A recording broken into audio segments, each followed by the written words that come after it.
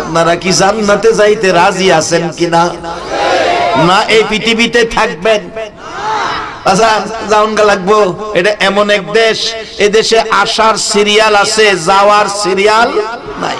যার বাস্তব আমার বাড়িতে আজ থেকে 14 বছর আগে আমরা 5টা ভাই, আমার বড় ভাই মারা গেছে, মা বাবা বেঁচে আছেন, আমরা বাকি 4 ভাই আছি। বড় ভাই মারা যাওয়ার পর বড় ছেলের সুগে সুগে আমার মা 6 মাসের মধ্যে স্ট্রোক করে মাও দুনিয়া থেকে বিদায়।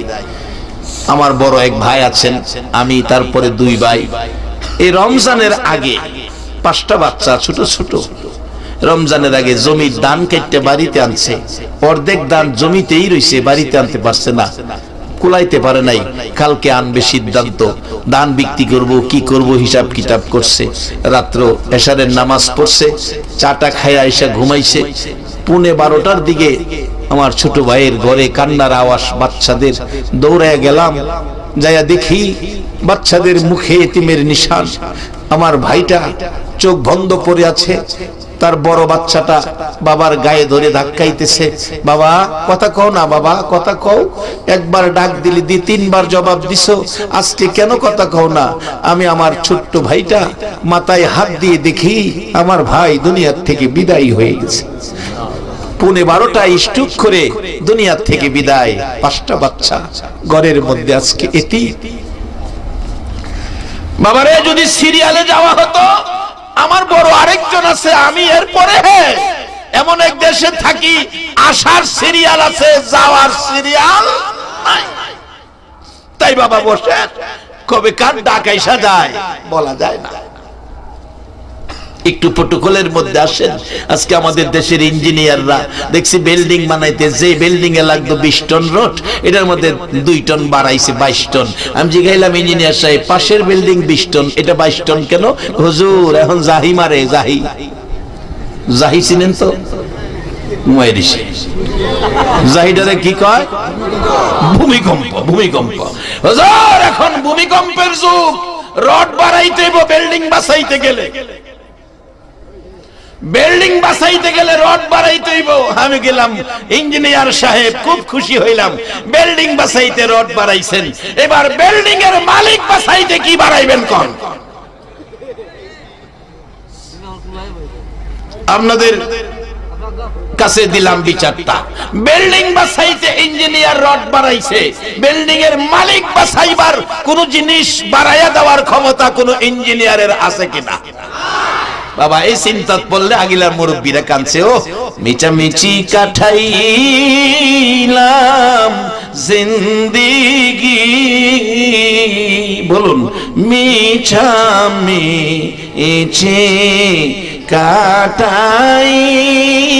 কাটাইলাম জিন্দিগি, চোখে দেখা হারাইলাম বন্দিগি, হাইরে চোখে দেই হারাইলাম বন।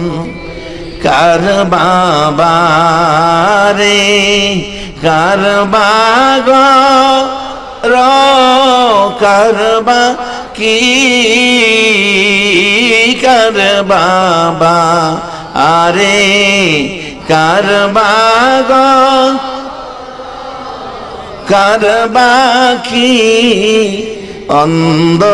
অন্ধকার কবরে হবে বসতি, হাইরে অন্ধকার কবরে হবে এই দুনিয়া মুসাফির খানা জানো না, এই দুনিয়া মুসাফির খানা জানো,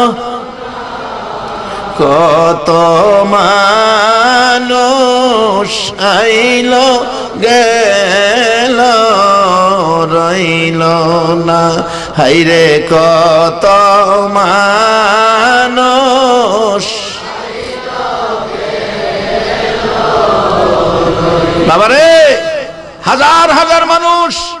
এখানে যদি 120 বছরের মানুষ তালাশ করি, বলুন 120 বছরের একটা মানুষ খুঁজে আমরা পাবো কিনা? 120 বছর আগে কি দেশে মানুষ ছিল না? কিন্তু তারা যে চলে গেল, তাইলে বোঝা গেল এইভাবে আমরাও জাউনগা লাগবো। তাই সেদিন আসার আগে আসুন প্রটোকলে যাই। বাজান ভালো কাজ, আজকে ভালো কাজের জন্য একটু সাইড নিলাম। বাবা বলছে কান্দিস না, আমি রক্ত বিক্রি করে হলেও তোর টাকার ব্যবস্থা করব। কি হয়েছে বাবা বলো? বাবা কালকে 11টার মধ্যে যদি ফর্ম ফিলআপের টাকা দিতে না পারি তাহলে আমার পরীক্ষা বাতিল।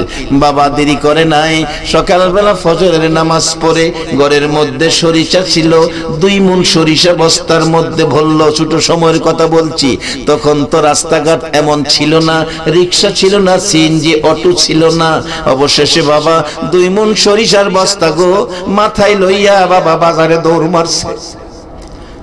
1 ঘন্টার রাস্তা, বাবা 2 মণ সরিষা মাথায় লইয়া রে সন্তানের মায়ায় বাবা 1 ঘন্টার রাস্তা হাঁটতে হাঁটতে বাজারে যাইয়া নামাইলে 2 মণ সরিষার বস্তা মাথার থেকে নামাইলে বাবার গার আধা ঘন্টা বাঁকা হইয়া রইছে। এই কষ্ট করে বাবার ওষুধ, এই কষ্ট করে সরিষা বিক্রি করে বাড়িতে এসে দৌড়াইয়া 11টার আগে টাকা স্কুলে পৌঁছতে হবে, এই টাকা দিয়ে দিল। স্কুলে পৌঁছলো, পরীক্ষা দিল, বেচারা metric first, inter first, degree first, masters first, চাকরি পাইছে। ঢাকা বাসা করে থাকে বিবি বাচ্চা লইয়া। মাসে মাসে মা বাবার খরচের জন্য 5,000 টাকা পাঠাই। বাবা টাকাটা লইয়া চোখের পানি ছাড়ে, আবার লঙ্গি দিয়া, তখন গামছাও কিনতে পারছে না, লঙ্গি দিয়া বাবা চোখের পানিটা মুছছে। বাড়িতে যাইয়া বলছে বিবি গো তোর পোলাই টাকা পাঠাইছে, তোর যে পোলার জন্য সরিষার বোঝা লইয়া ঘর বাঁকা করছি, এই লো 5,000 টাকা খরচের পাঠাইছে। মা টাকা হাতে লইয়া কান্দে।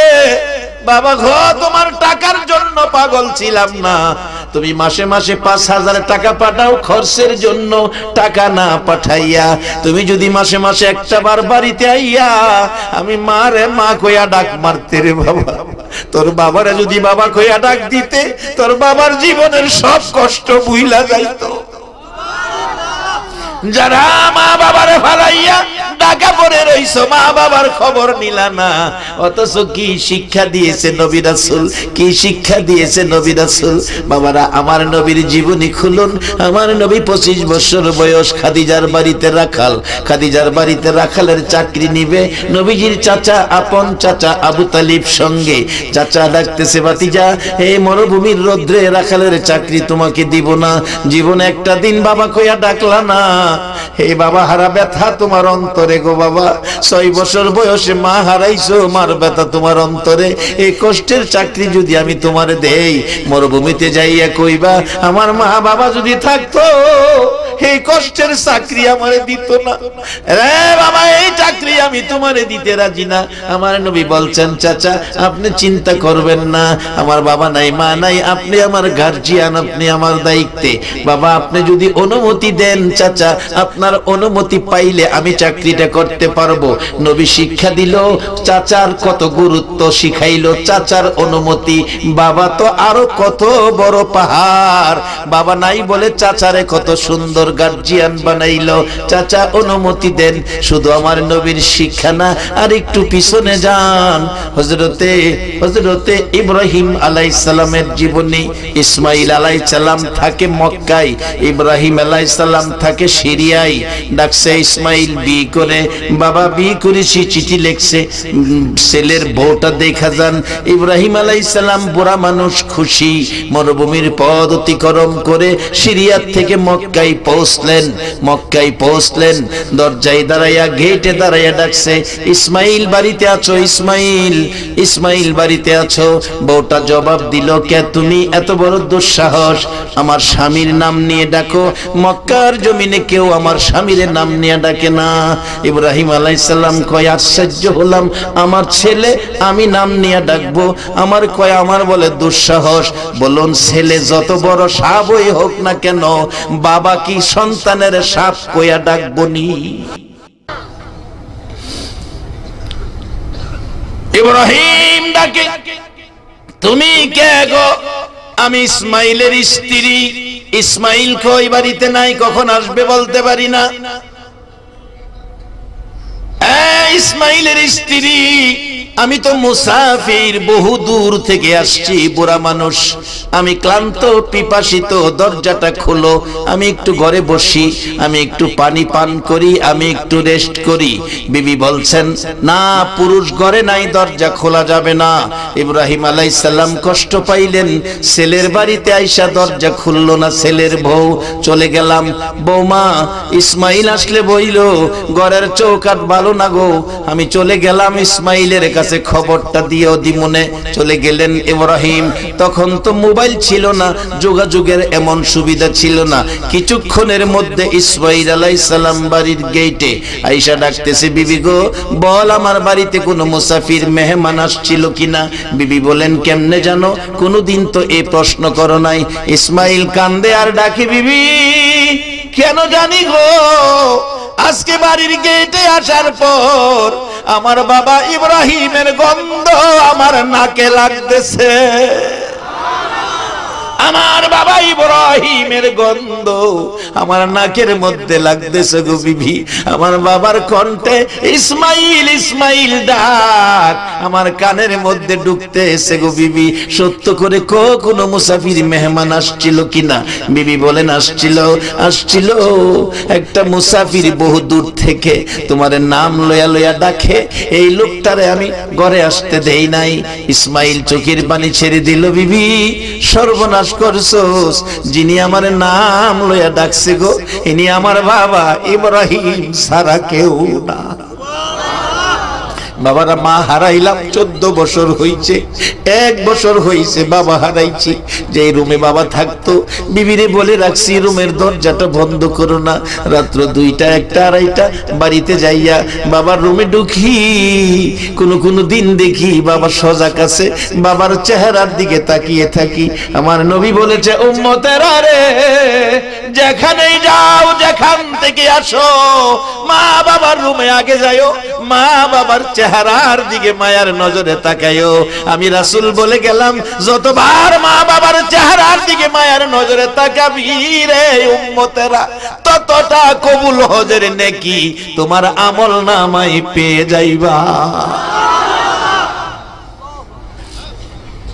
বাবার দিকে তাকিয়ে থাকতাম, কোন দিন বাবারে সজাগ পাইতাম। সজাগ পাইলে বাবা জিগাইতো, আজকে কই গেছিলে, কই গেছিলে, কই গেছিলে?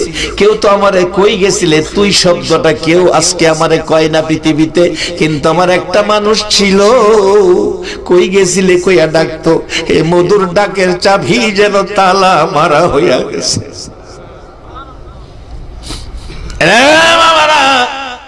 ইসমাইল ডাকছে, বিবি আমার বাবা ইব্রাহিম সারা তুই কইয়া নাম লইয়া ইসমাইল কইয়া তো আর কেউ ডাকবে না। বাবারে আসতে দিলে না, বাবারে কষ্ট দিছস, বল বাবা কিছু বলছে কিনা? বাবা বলছে ঘরের চৌকাটটা ভালো না, বদলাইতে। ইসমাইল আলাইহিস সালাম বলেন, আমার বাবা বলেছে চৌকাট না গো বিবি, তোর ব্যবহার ভালো না, যাও তুমি যাও। বাবাকে খুশি করার জন্য চৌকাট বদলাইছে বাবা, এই জন্য ভালো স্ত্রীকে বদলায়েন না। এটা কিন্তু ইসলাম না, ইসলাম না। ইসলাম বলছে স্ত্রীকে মায়া করতে হবে। বৈরব থেকে একটা মেয়ে আপনাদের নোয়াপাড়ার বউ হয়ে আসছে, সাথে কাউরে আনে নাই, বংশের কাউরে আনে নাই, একেবারে অসহায় মহিলাটা আপনার ভালোবাসায় আপনার বাড়িতে বউ হয়ে আসছে। এটারে মাইরেন না, এটারে কষ্ট দুঃখ দিয়েন না, ছোটখাটো অপরাধ ক্ষমা করে দিয়েন। রাসূল বলেছে তোমার আমলে জিহাদের নেকি দেওয়া হবে। কিন্তু মা বাবার সাথে বেয়াদবির সার দেওয়া যাবে না, এখানে সার নাই। আমার এক বন্ধু বলেন, দোস্ত বাসর রাত্রে স্ত্রীর সাথে বলে কত কথা কয়, আমার জীবনের বাসর রাত্রের ঘটনা শুনবে। আমি কি বাসর রাত্রের ঘটনা তো কেউ কাউর লগে কয় না, কয় না আমি তোর লগে কমু, কারণ কাজে লাগবো, তুই তো বক্তা মানুষ, ওয়াজ করস, এটা কইলে কামে লাগবো, তাইলে আমি সিদ্ধান্ত নিছি বাসর রাত্রে বিবির সাথে। আমার প্রথম কথাটা ছিল, বিবি তোমার সাথে আমার প্রথম কথা হলো, আমার সকলের বিরুদ্ধে আমার কাছে অভিযোগ দিতে পারবা, কিন্তু আমার গর্ভধারিণী মা আর মাথার ঘাম পায়ে ফেলাইয়া যেই বাবা মুখের খাবার আমার মুখে দিয়া লালন পালন করেছে, এই মা বাবার বিরুদ্ধে কোনো কমপ্লেইন আমার কানে দিতে পারবা না। এই প্রথম কথা ছিল। আজকে যারা বিয়ে করো নাই, তোমরা এই ওয়াজটা বাড়িতে নিবা।